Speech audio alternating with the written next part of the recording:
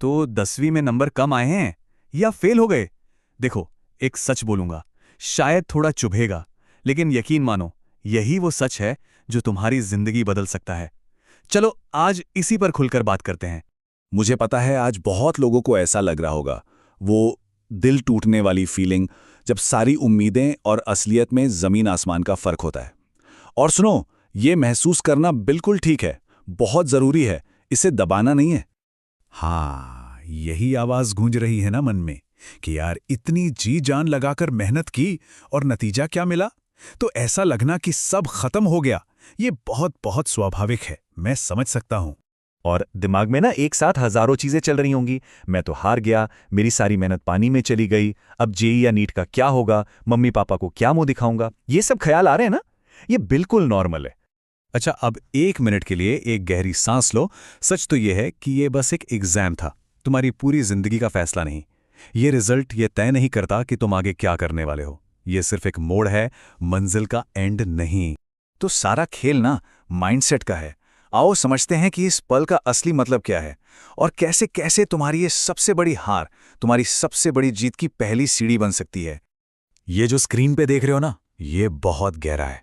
देखो, मार्क्स और रिजल्ट्स तो आते जाते रहते हैं, वो टेम्पररी हैं। लेकिन इस तैयारी में जो तुमने डिसिप्लिन सीखा, घंटों तक फोकस करने की जो आदत बनाई, वो तुम्हारी असली कमाई है। वो परमानेंट है, वो मेहनत कभी बेकार नहीं जाती। जिंदगी ना एक पहिए की तरह घूमती है, यहां कुछ भी हमेशा के लिए नहीं टिकता।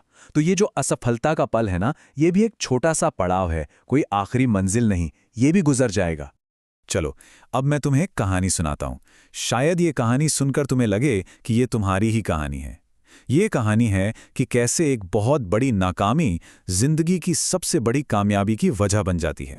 ये वो रकम है जो आईआईटी कोचिंग पर खर्च हुई थी। एक बहुत बड़ा इन्वेस्टमेंट जिसके पीछे सिर्फ पैसा नहीं, एक पूरे परिवार की उम्मीदें लगी थीं। पैसों के अलावा इसमें लगे थे 2 साल। 2 साल की जबरदस्त मेहनत, दिन को रात और रात को दिन बना दिया था। अनगिनत टेस्ट, हजारों सवाल, सब कुछ झोंक दिया था।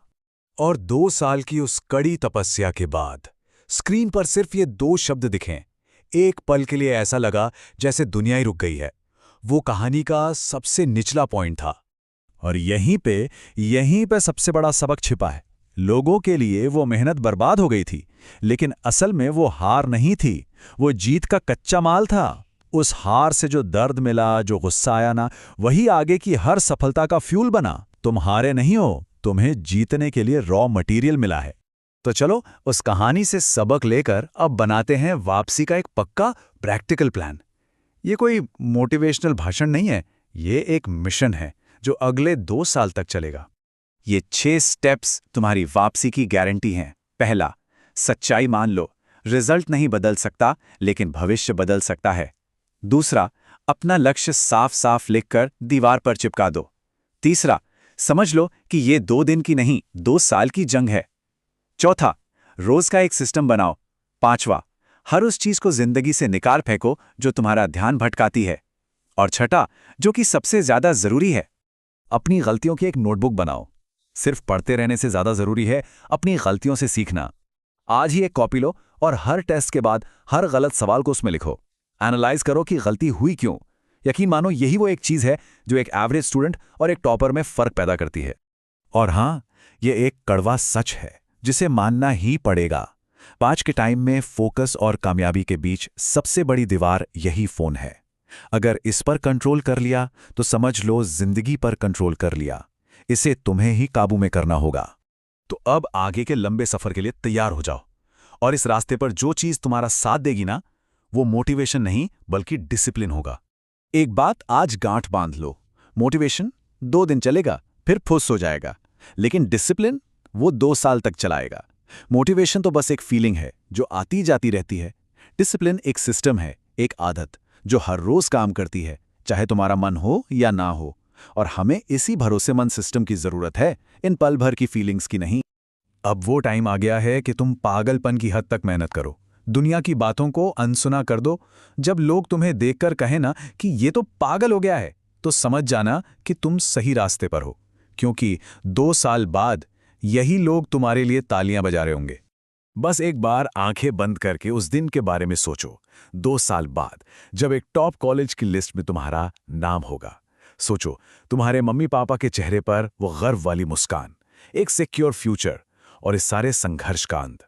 यही तस्वीर तुम्हें रोज आगे बढ़ने की ताकत देगी। ये जो आज गुस्सा आ रहा है, जो दर्द हो रहा है ना, इसे जाया मत होने देना, इसे इकट्ठा करो।